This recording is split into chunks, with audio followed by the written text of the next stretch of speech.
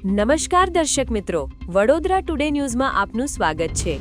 સુરત જિલ્લાના કીમ પોલીસ મથકમાં ફરજ બજાવતા પીઆઈ પ્રવીણસિંહ હરનાથસિંહ જાડેજા અને વકીલ ચિરાગ ગોંડલિયાને અમદાવાદ એસીબીએ 3 લાખની લાંચ લેતા રંગે હાથ ઝડપી પાડ્યા છે।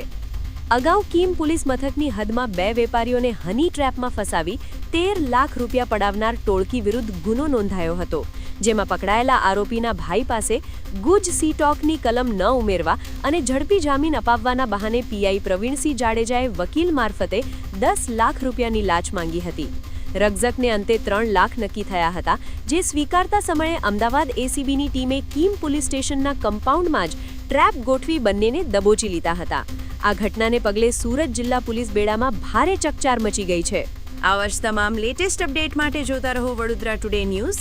નવું વર્ષ એટલે કે વિક્રમ સંવત 2082ના શરૂઆતથી વડોદરા ટુડે ન્યૂઝ ચેનલના ગુજરાત રાજ્યના તમામ શહેરના તાલુકા જિલ્લાના દર્શક મિત્રોને ખાસ વિનંતી કે અમારા વડોદરા ટુડે ન્યૂઝના તમામ સમાચાર જોવા માટે હવે અમારા ફેસબુક, યુટ્યુબ, ઇન્સ્ટાગ્રામના પેજને લાઇક કરો, શેર કરો, સબસ્ક્રાઇબ કરો અને કોઈપણ સમાચાર અને જાહેરાત અને તમારા વિસ્તારમાં કોઈપણ જાતની ગેરકાયદેસર પ્રવૃત્તિઓ ચાલતી હોય અને ભ્રષ્ટાચારની પોલ ખોલવી હોય તો અમારા વોટ્સએપ નંબર 9687328624 અથવા તો 9687906224 પર સંપર્ક કરવા વિનંતી।